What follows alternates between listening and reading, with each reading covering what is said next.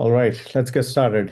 So I'm going to be a guest lecturer for today, and the topic for today is LLM preference optimization. So we'll be covering a whole bunch of different techniques that have powered the post-training processes of, some of the most recent large language models. But obviously, we're going to start off. If you look at the agenda on the right, it basically shows, a whole bunch of different areas, right? So we'll start off with the problem statement, and we'll go clockwise from there on. We'll talk about the LLM training pipeline next. So we'll talk about, all of the steps that the current set of LLM models go through as they go from pre-training, to supervised fine-tuning, to policy or preference optimization next. So we'll touch upon all of those steps and, essentially cover what it takes to build a decoder-based large language model.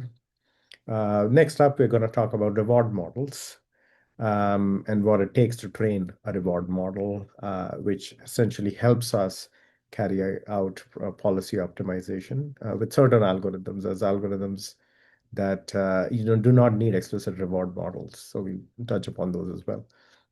And then we're going to do a quick primer on reinforcement learning basics, and then move on to some of the most popular algorithms for preference optimization, also called as policy optimization. And then I've got a case study, it covers the entire process of training Llama 4, the family of models that was recently announced by Meta earlier this year. So we cover all of the steps in the pipeline. Then we'll talk about comparative analysis of various preference optimization algorithms and what to use when. And then next up, we'll cover some pointers that you can dig into if you'd like to explore this area further. So that's part of further reading. And then finally, we'll conclude with a link to my primer that I've set up for you guys, which has extensive detail, for relating to the entire domain of preference optimization. It's got a whole bunch of different algorithms that we won't be touching upon today, and detail for each of these areas. So I'll leave you guys with the pointer to the primer. Yeah, and with that, let's get started with the problem statement. So like I said, various different, aspects of preference optimization we'll cover today, starting with the problem statement. So why do we need preference optimization, right? So let's start digging into that and understanding the motivation behind preference or policy optimization, as it's sometimes called. So, when you've got a LLM model that's pre-trained, so assuming that it's gone through pre-training on, a corpus, let's assume it's text in, text out large language model, right? So it's not a multimodal LLM. So, it's already seen enough data during its pre-training process, done next token prediction with categorical cross-entropy loss. And once you build that model, a model that is great at completion, right? Given a prompt, it's able to predict, the next series of tokens, one token at a time, autoregressively, obviously, because these are decoder-based models. Um, so once you've got that model, next token prediction is obviously the task that it's trained on as part of pre-training. But how do you make sure that it's able to align with human values, right? That the outputs are, helpful, they're honest, they're harmless, some of these human values, right? We want to inject in LLM model, right, to be able to make sure that its outputs are useful. Um, so that is the entire problem statement of preference optimization, right? So, like I said, pre-training, it's great at next token prediction, which basically means that it produces fluent and coherent text, right? But it does not tackle this problem at all, the problem of aligning to human values, which is where alignment comes in. Um, and we've got a whole bunch of different techniques, right, as part of the post-training pipeline, right? So once a model's pre-trained, it then goes to a post-training pipeline, right? And the supervised fine-tuning, for example, SFT as it's commonly called, it's great at improving or inculcating some amount of reasoning in a particular targeted domain, but it is limited by scarce expert data.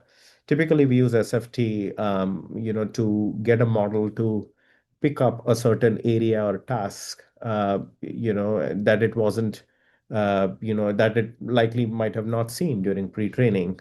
That, a process of domain adaptation is what supervised fine-tuning brings us, right? But alignment it caters towards human preferences, which essentially provide richer guidance than, raw text likelihoods, which is what we utilize during, pre-training, for example, with categorical cross-entropy loss, and same thing with supervised fine-tuning, which also uses categorical cross-entropy loss, which is based on likelihoods of different tokens within the vocabulary. So, honest, harmless, and helpful are three very common, dimensions along which we align models. This was proposed, the 3H framework, as it's commonly called, was proposed a couple of years ago by Anthropic. And that has stuck so far, right? Because these are common areas that you like your model to be good at, no matter what you're trying to do with the model, right? You want it to be harmless and honest and helpful, right? So, it's a framework that you'll encounter often within the field of alignment. And then a couple of years ago, RLHF came along, reinforcement learning from human feedback, sometimes also called RLHP, reinforcement learning from human preferences. And the idea was that it utilized, a popular policy optimization algorithm called PPO, invented by folks at OpenAI back in 2017, which essentially, let, or enabled incorporating human feedback into training LLM training pipelines, right, or rather post-training pipelines. So RLHF emerged as one of the, common paradigms in the field, which inherently use PPO to be able to align a model during post-training. So, and we'll dig deeper into RLHF and PPO, so don't worry about these terms. But these were the initial, inklings of alignment back, 3, 4 years ago, or 4, 5 years ago at this point, when the field started looking into alignment as one of the, post-training stages for training foundation models. But all of this is good stuff, but there's also a bunch of challenges, right? You want to make sure that the model's able to balance some of these values, and for example, you want it to be helpful, but at the same time, it can't be rejecting or refusing to answer common prompts or questions posed to the model, right? Even though they might have some in some interpretation, they might lead to an answer that could be harmful, but that there is a balance there, right? So making sure that the model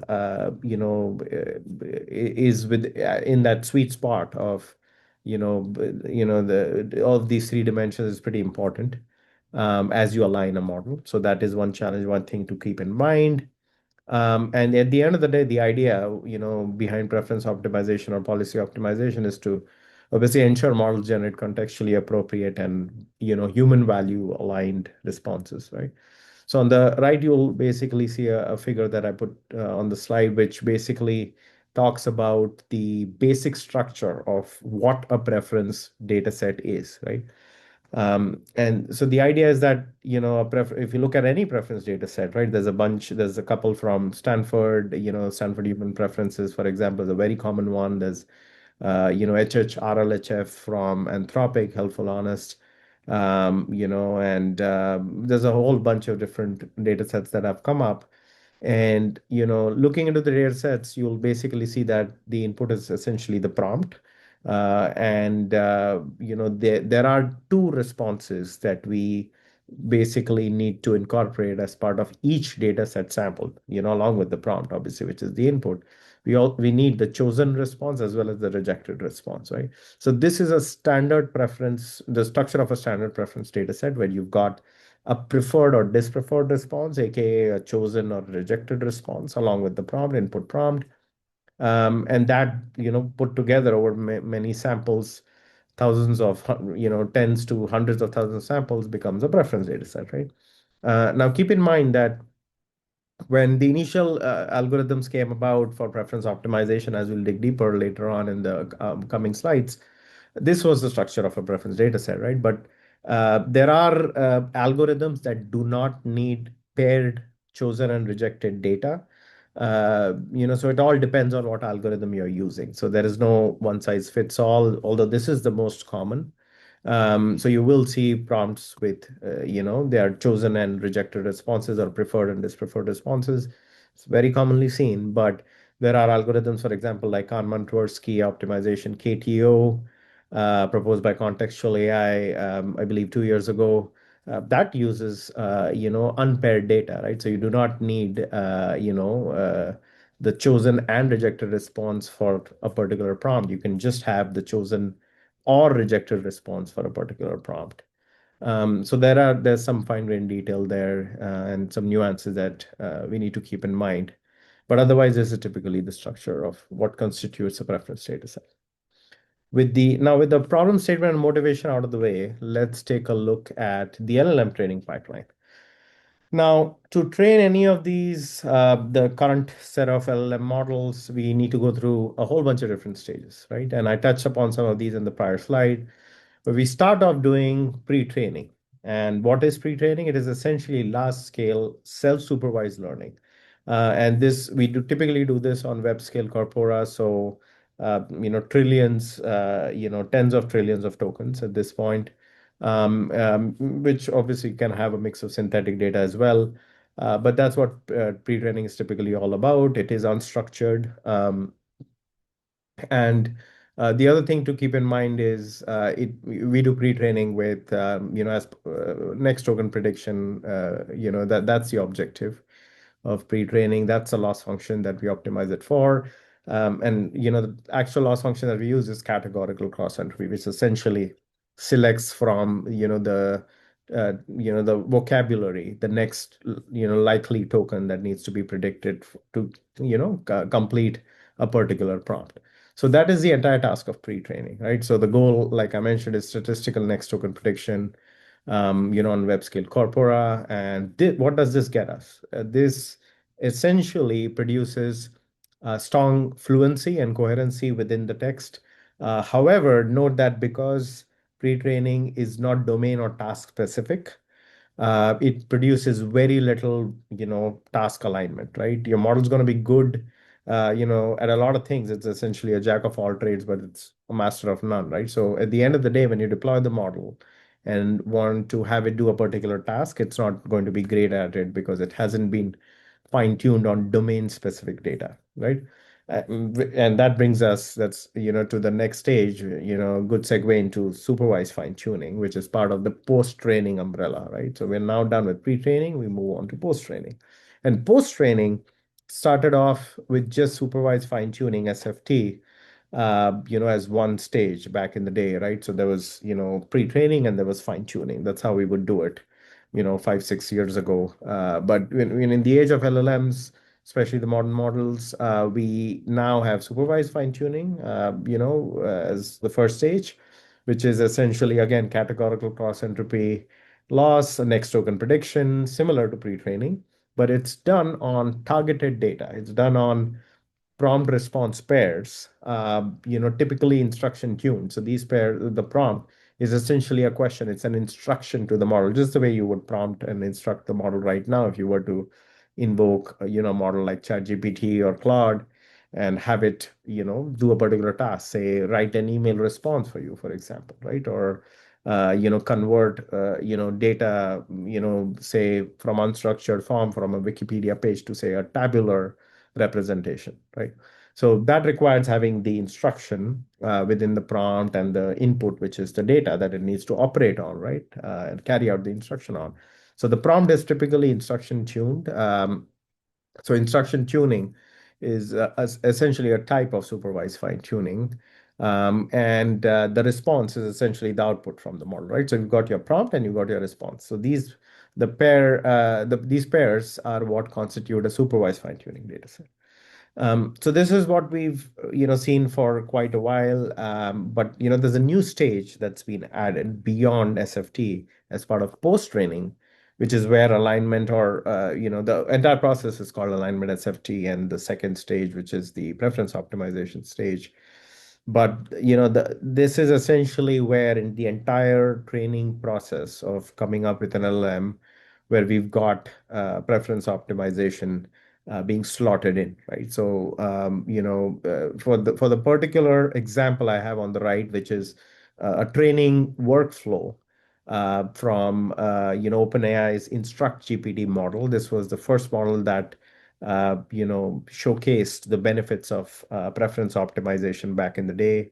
Around, I think, 2018 is when it was proposed, and it utilized RLHF, which I touched upon in the prior slide, is essential reinforcement learning from human feedback. And this is a common process, of aligning models, uses reinforcement learning as the name states, and we'll get into more detail in the upcoming slides. But if you look at the diagram, it's got three steps, three columns, as you can see.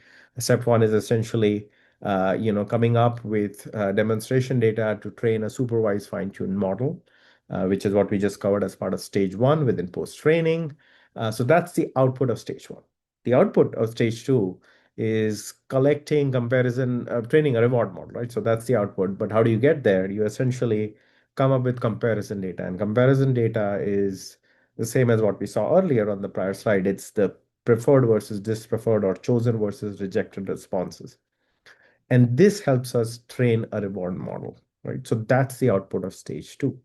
Stage three essentially takes the same model, the supervised fine-tuned model, as which was obtained at the output of stage one, and essentially optimizes a policy against the reward model, and it uses reinforcement learning, and particularly proximal policy optimization, PPO, which again we'll go deeper into. But this is what it uses to be able to optimize a policy against the reward model, thereby in that process aligning the supervised fine-tuned model, right? Which was obtained at the output of stage one. So this is, at the top level, the process of what it takes to come up with a model, going from pre-trained model, which is the assumption, of the starting point for the figure on the right. So once you got a pre-trained model, how do you get to an aligned model, and where do you do supervised fine-tuning along the way? So it covers all of those steps, right? So that's the walkthrough that we just did. And essentially, one of the key takeaway here is that you need both stages. You need supervised fine tuning, and you need preference optimization. With whatever algorithm you choose, right? RLHF, like I said, is a bit yesteryears, from compared to the model. The kind of algorithms we have right now, we've got DPO, direct preference optimization. It doesn't even need a reward model, because your LLM implicitly is a reward model, is what it is, the assumption, or the idea that it binds on. We've got group relative policy optimization, GRPO, which was introduced in DeepSeek v3, or DeepSeek Math actually back in the day, late last year. So we'll touch upon a bunch of these different options, KTO as well, Kahneman-Tversky optimization, which does not need preferred pairs. So we'll cover these in upcoming slides, but stage two in this particular slide is, it covers RLHF. It talks about RLHF, but that's just a placeholder. You could do RLHF, you could utilize a different, policy alignment algorithm in this case. All right, so that hopefully gives a nice overview of the entire training pipeline and all of the constituent steps going from the pre-trained model to an aligned model. All right. Next up, we've got reward models. So what is a reward model, right? So the entire idea behind a reward model is to automate ranking of responses. And you can have humans do that too, right? So if you've got a model and you've got a bunch of different responses from the model for a particular prompt, and the way you get there, how do you, accomplish obtaining multiple different responses for a particular prompt from a given model? There's various ways to get there, right? So you can, scale temperature, right? So that's a, common technique at runtime, where you can essentially, sample different outputs from a model. The other option is to utilize a different decoding technique, right? So you could, instead of say greedy sampling or greedy decoding, which is the most common, decoding technique out there that we use for LLMs, pick the token with the highest probability. That's essentially what it does. You could look at, min p, top p, top k, a lot of different options. Min p is newer, relatively newer, but top p and top k are very common. So there's many ways to, elicit multiple different responses given a prompt from a model. And once you've got these bunch of these different responses, the job of a reward model is to rank these responses, right? To either do it in a pairwise manner where you're comparing two responses and, saying which one is preferred. You can do it in a, a point-wise manner, where you assign a score to each response. You could do it in a list-wise manner where you have a bunch of these different responses, could have three, four, or more responses.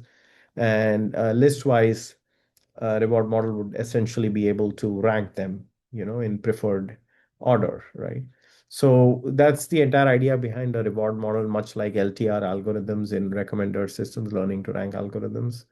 Um, but commonly what we do is that we basically come up with a model that essentially does pairwise reward modeling, right? So we basically choose which response is preferred compared to another given two responses, right? So that's where we have the the preferred versus dispreferred or chosen versus rejected responses that we saw in a couple of slides ago. So that's how the reward modeling is structured. We could, in terms of architecture, we could do classifiers, basic classifiers in terms of, training. How do you get to a reward model? Essentially, you could use a Bradley-Terry model-based loss, which is essentially pairwise ranking, which I just talked about, given two inputs and the input prompt, right? Given these three entities, which input or sorry, which response out of the two, along with the given the input, would you prefer, right, compared to the other, right? So that is how it's commonly done. And you could incorporate KL divergence, a penalty term, which basically prevents deviation from the policy that you started off with, which is your reference policy.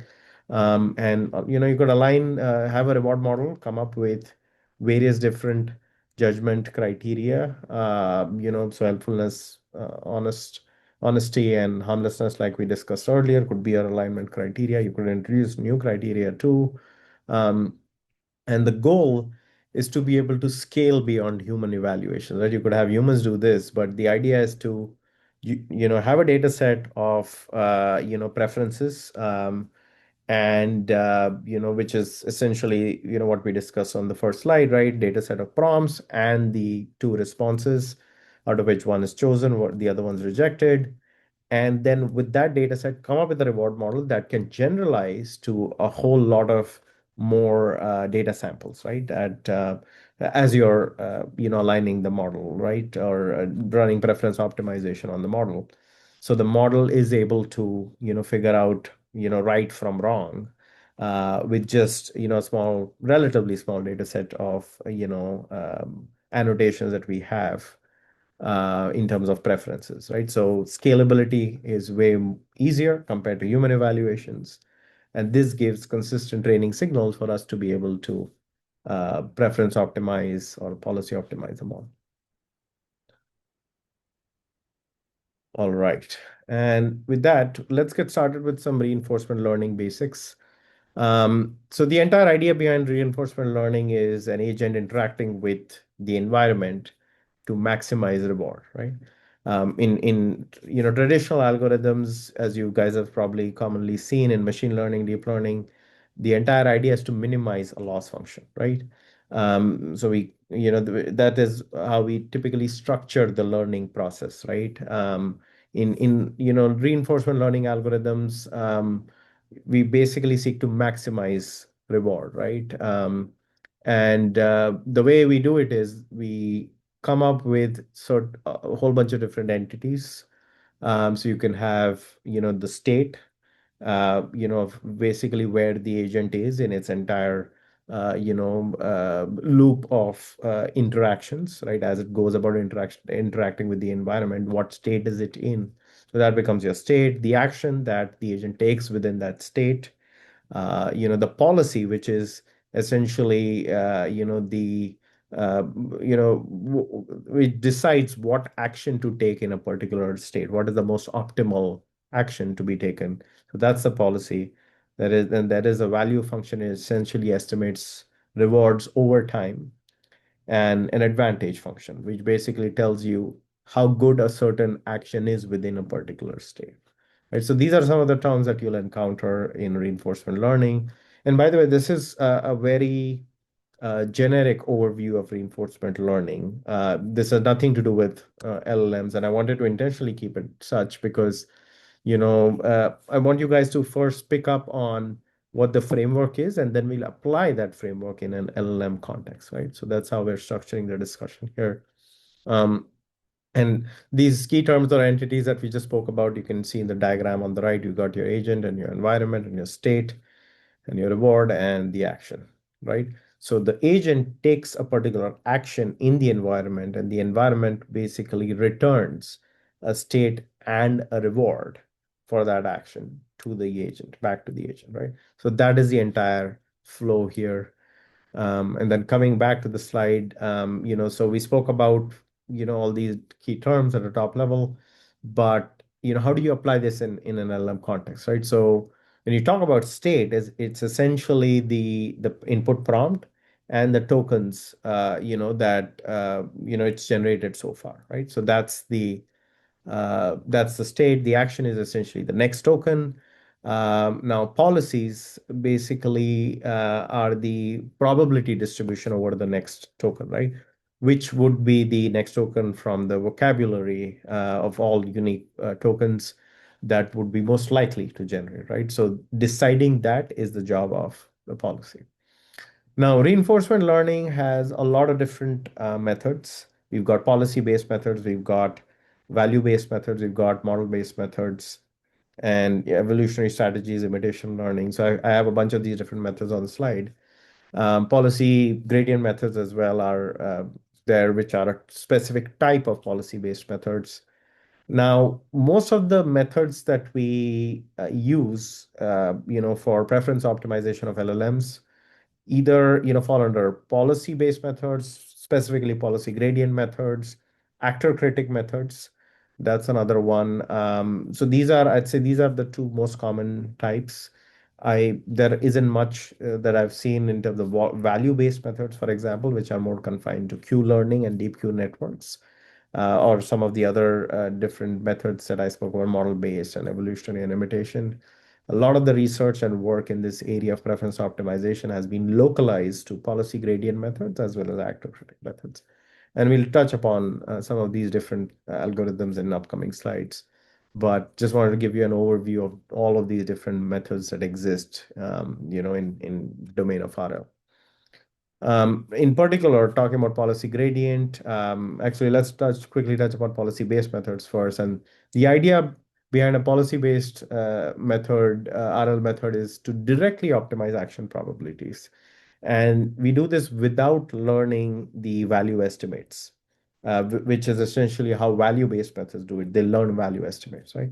So policy-based methods are often simpler, but the challenge is that they're less sample efficient, right? So that's something you're trading off, the sample efficiency part. Um, and if you look into policy gradient methods, which are a specific type of policy-based methods, these are the most common way to implement policy-based methods. And they typically follow the policy gradient theorem, where they're essentially optimizing policies, which is, via updating model parameters directly via the gradients of the expected rewards. So you're calculating gradients of the expected rewards, and that's the learning signal that you're using to update parameters, right? As is normally seen in deep learning. So that the flow is pretty similar here, but here we're basically taking a gradient of the expected rewards rather than a gradient of the loss function as it's commonly seen in deep learning. And actor critic methods, like I said, are another specific type, which basically combine policy learning, which is the actor, along with value estimation, which is the critic. So you got both portions, right? So they're a bit of a hybrid technique that combine both aspects, policy learning as well as value estimation. And this gives them improved stability and efficiency, essentially the best of both worlds for from both policy-based methods as well as value-based methods, right? So these are the two or three or so techniques that I wanted to cover. There's these others also that I've listed. You feel free to go over them, and my in my primer I go into these in a little more detail. But we typically do not encounter, at least as of yet, we haven't seen a whole bunch of work that utilizes some of these different types of methods for preference optimization. All right, with that, we'll move over to the core of today's lecture. So we're going to talk about the key preference optimization algorithms. So we'll start off with reinforce and then trust region policy optimization, as TRPO as it's commonly called. And we're going to go through this at a top level. These are not typically utilized right now for preference optimizing today's LLMs, but these are mostly there for historical reasons. So you guys get a background on what were the key ideas and takeaways that were proposed in each, which will essentially set the stage up for some of the algorithms that are most commonly used today for preference optimization that are coming up in further slides. So reinforce, that was introduced back in 1992, was a foundational policy gradient method which directly updates policy with sample rewards, much like what we discussed earlier on the prior slide in terms of how policy gradient methods function. And the main idea behind this algorithm was to use Monte Carlo sampling to estimate the gradient of the policy. And this is what it is used to update the policy parameters, to update the model parameters using stochastic gradient ascent, right? And ascent in this case and not descent, just to note, because you're maximizing rewards rather than minimizing the loss function, right? Which is typically done via gradient descent in deep learning. Now, pros, in this case, this is very conceptually simple. This was, like I said, one of the first policy optimization algorithms introduced, several decades ago. So it was pretty simplistic and it gave you some nice unbiased gradient estimates.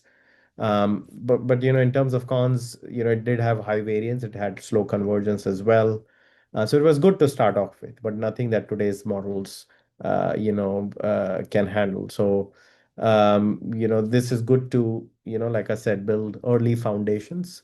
So, just so you guys understand that there's been policy optimization that has been happening in the field for quite a while. So that's reinforced, right, from back in the day. And it's good for small scale problems and illustrating the intuition behind policy optimization. Now, next up, we've got TRPO, Trust Region Policy Optimization, introduced by John Schulman in 2015. So this is OpenAI, and the way one of the biggest challenges with reinforce was essentially the policy updates when they're being carried out, right? You want to make sure that these updates are within an acceptable region, essentially called the trust region, hence the name TRPO. So the entire idea behind TRPO is to optimize the expected advantage, weighted policy ratio. And the policy ratio essentially is the probabilities of, the actions given, the current policy versus the reference policy that we started with. And that policy ratio gets multiplied by the advantage. And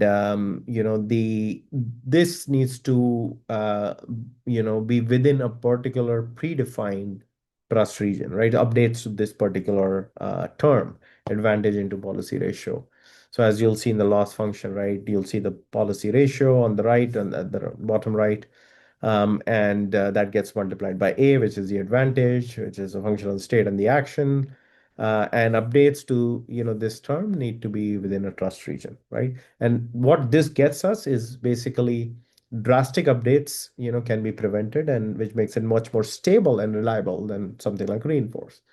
Challenge here is that it's computationally expensive and is difficult to scale.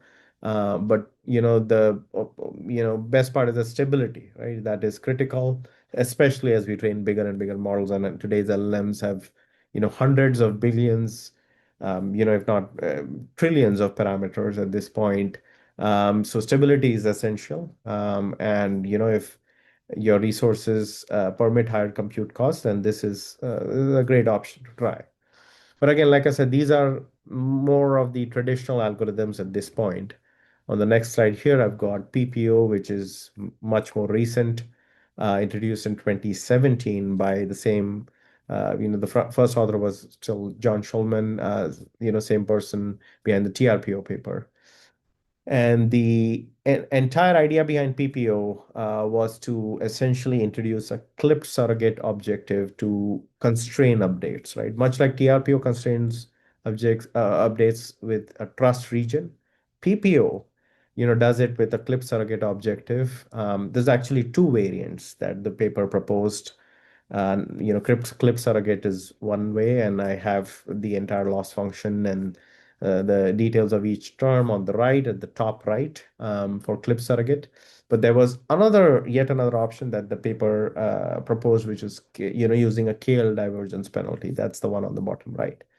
Now, the paper also said that you could use a combination of the two. So there's technically another variant of PPO that we can come up with, which utilizes both clip surrogate as well as KL divergence, right?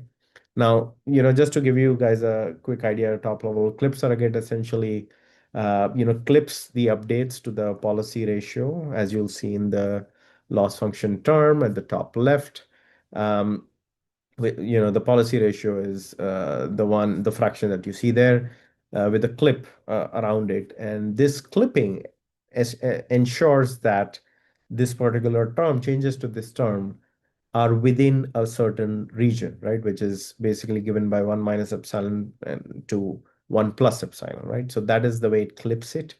And this, again, this ratio once clipped gets multiplied by the advantage function, much like what we saw earlier with TRPO. So you'll see an A at the end. And then essentially we look at this term, and then we look at the term very similar to what we saw with TRPO, essentially the policy ratio multiplied by the advantage function without any clipping. And we take the minimum of both, and that the value there, that is eventually the value that then proceeds further, right, as part of the loss function. So that's how we've structured the clip surrogate loss, or PPO. KL divergence essentially does similar constraining, but does it with the KL divergence loss. So there's two of these different variants for PPO, and a combination of both for adaptive stability, right, where these different variants can ensure stability under different scenarios. So that's also another variant. And in terms of pros, this is simple to implement compared to TRPO, and the clipping is, the biggest selling point here. That prevents large, drastic updates, and it enables multiple epochs of mini batch updates. And PPO is empirically pretty strong. We've seen initial ChatGPT variants, starting with Instruct GPT, used PPO, and a bunch of different open source models also utilize PPO. The field has evolved since then, since 2017, but it is definitely a strong contender. Now, in terms of cons, the entire algorithm obviously uses reinforcement learning, so stability is, absolutely something that, it's a point of consideration as as bigger and bigger models are trained. So hyperparameter tuning is absolutely essential. So the threshold for clipping, the epsilon value, or if you're using KL divergence, and understanding what the coefficient is for KL divergence, the beta value in the bottom right, that needs to be figured out, right? So you got to do hyperparameter sweeps, random sweep versus, grid search to be able to come up with values. So, a lot of work needs to be put in there. And one of the other cons is that this algorithm is pretty sample inefficient. So it, often requires large compute budgets, for to be able to converge. Um, But otherwise, it's a pretty good algorithm, very effective, and really kicked off the entire field of policy optimization. And especially with large models, right? LLMs in particular, where stability is obviously a big challenge because of the sheer size of the model. All right. Now, with that, we'll move over to direct preference optimization, DPO. Now, this is one of the most common, contemporary policy optimization algorithms. And honestly, the paper was pretty impactful. I've cited the paper right down below, so feel free to take a look because it essentially said that reinforcement learning is no longer needed. It's not essential to be able to carry out preference optimization. So it reframes the entire task of preference learning as a direct optimization of the policy itself in the form of a binary cross entropy loss without any explicit reward models. It basically says that the large language model, the LLM, that you're looking to preference optimize, that itself is your reward model. So it treats it as such and essentially skips the entire step of training an explicit reward model fully, right? Unlike PPO, where we require a reward model, an explicit reward model to be trained. And if back to 3 or 4 slides ago when we talked about those 3 steps for the training, the entire training pipeline, we talked about training the reward model as part of step 2. But which is how PPO does it. But as part of DPO, you do not need an explicit reward model. So that's a big relief, which is why DPO was very commonly used and it still is for preference optimizing a whole bunch of recent models. Llama 4, for example, had a DPO stage as well, and we'll touch upon some of those details in upcoming slides. But it's definitely in common use right now. Um, and the core idea, like I said, it optimizes the log likelihood ratio between the preferred and dispreferred pairs, the chosen or rejected pair of responses, and it does relative to the reference model, right? The model that we are starting off as we optimize the policy. So this essentially removes the need for reward modeling and RL altogether. So it really simplifies the entire alignment pipeline. And in terms of pros, it's obviously computationally efficient. With RL, one of the biggest challenges is reward hacking, where models find a way to collapse the entire, process, right, of doing reinforcement learning, undergoing reinforcement learning by coming up with a way to hack the reward model and be able to achieve the end goal or end state with the short, most path of least resistance. But if there's no RL, there's no reward hacking, so it avoids that. It's way more, it's stable because RL has a lot of stability challenges typically, but in this case, there's no RL, so it's stable, much more stable compared to RL variants like PPO. And it uses a supervised objective. Binary cross entropy loss is what it models, the entire preference optimization process as, because you're choosing between the preferred versus dispreferred responses, right? So that's where the binary cross entropy part comes in. It matches or outperforms PPO in aligning with human preferences. So that is excellent, performance-wise, pretty good. Although there have been some recent papers, talking about, the fact that PPO and RL-based preference optimization algorithms being way more better in performance compared to DPO. So that's one point to note. But otherwise, in terms of cons, it is a little less flexible. You can't just optimize for an arbitrary reward signal, a reward function that you came up with beyond just doing pairwise comparisons, which is what it's good at, right? Because it's using binary cross entropy under the hood. Um, and it is absolutely sensitive to the quality of human preference data and the choice of the reference model.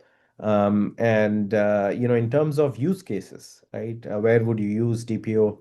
Resource efficiency is huge. Like I said, there's no RL framework here, so it's easier to kick this off in terms of setup, for example. And it's simple. And the big point to note here is that you do not need an explicit reward model, right? So if training on yet another model as part of preference optimizing an LLM is infeasible, then DPO is the way to go.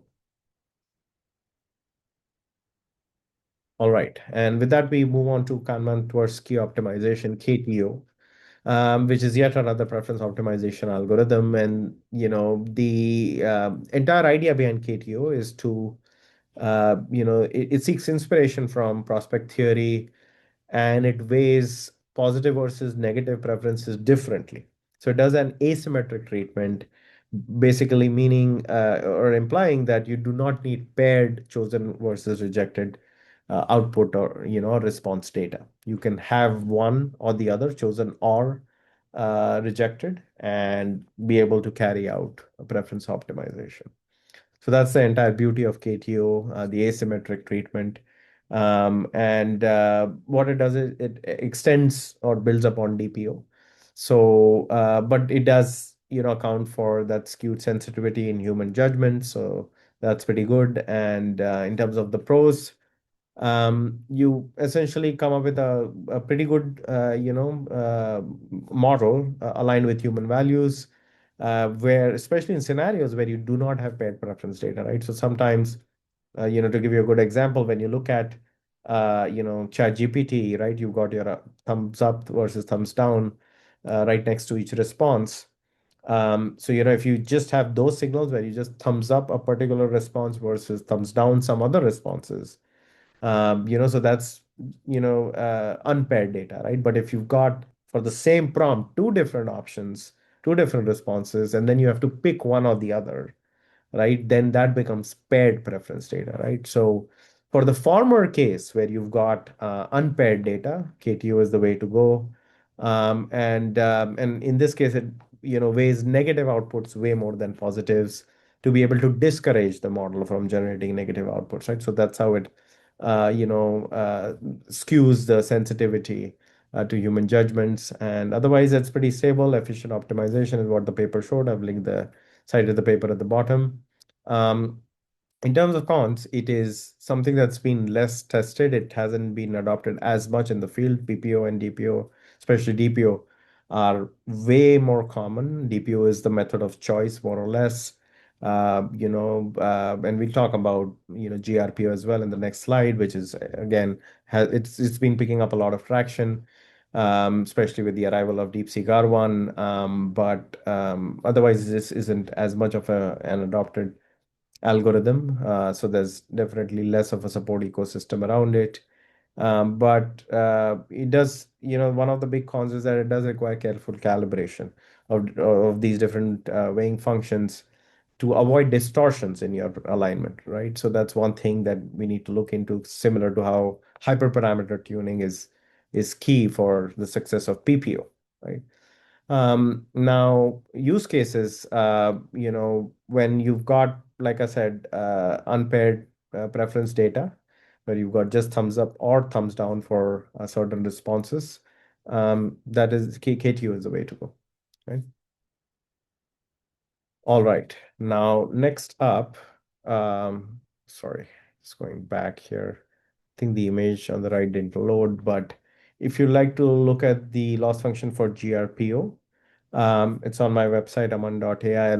It's actually on the primer for preference optimization, and I'll have a link to the primer as part of the last slide. So we'll touch upon that in terms of how you can find the primer with a lot more detail of each of these algorithms and way more.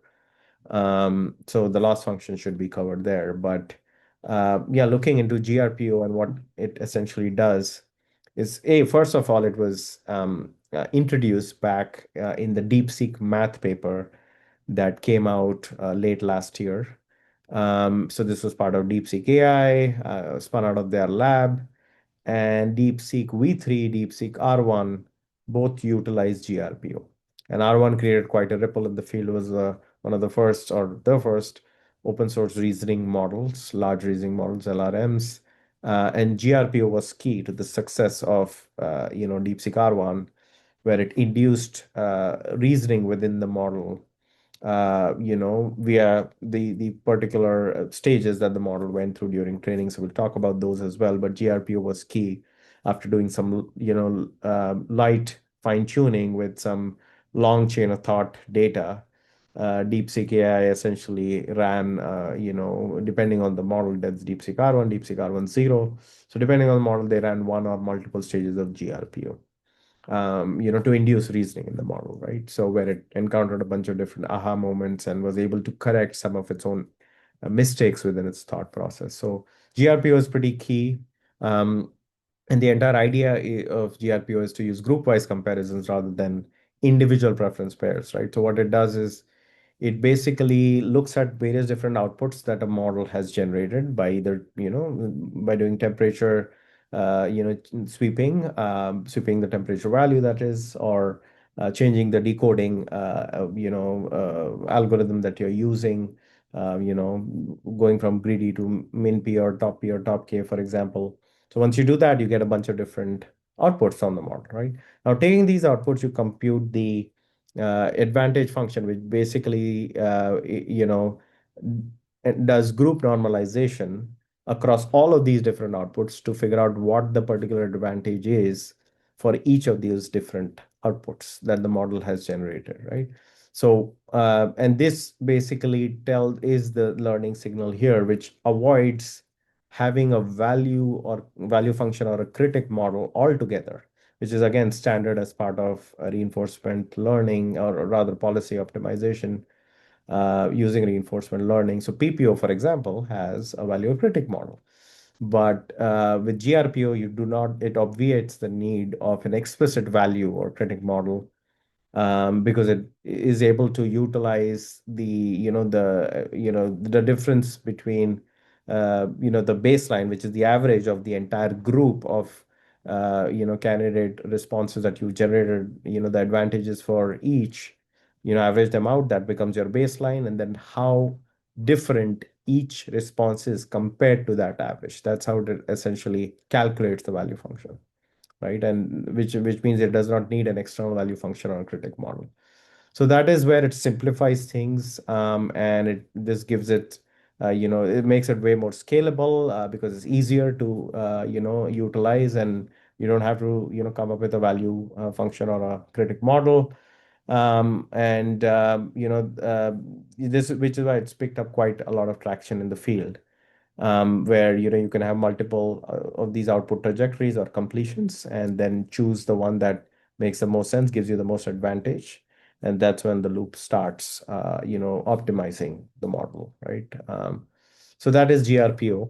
I have a lot more details about GRPO in my DeepSeek R1 primer as well on my website, in case you guys want to take a look. But there's a lot to go through, and various different stages, and like I said, GRPO is key for success, especially in terms of inducing reasoning in R1. We saw that, and generally a very common preference optimization algorithm right now, GRP.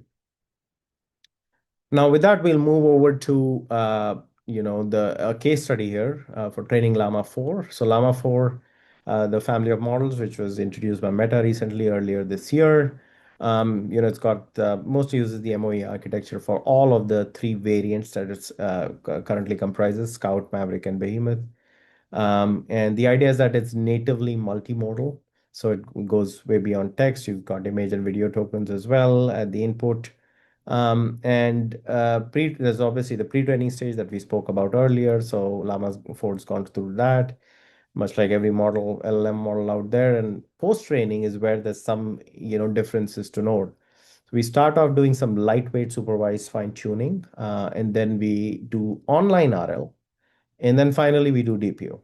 All right. So there's three stages as part of post-training. And to touch upon, we covered DPO and supervised fine-tuning, like we touched upon that earlier too. But the online RL part, which is something we haven't discussed, is essentially the a part where the model alternates between training and inference, and it it basically filters medium to hard prompts, right? And these prompts are essentially identified via two different signals. There's advantage scores that we just discussed for GRPO, the advantage function, which tells you how good a particular output or completion is compared to, the baseline, and also the confidence of the model. That's the other aspect, right? So looking at both signals, we identify which prompts are medium to hard for the model.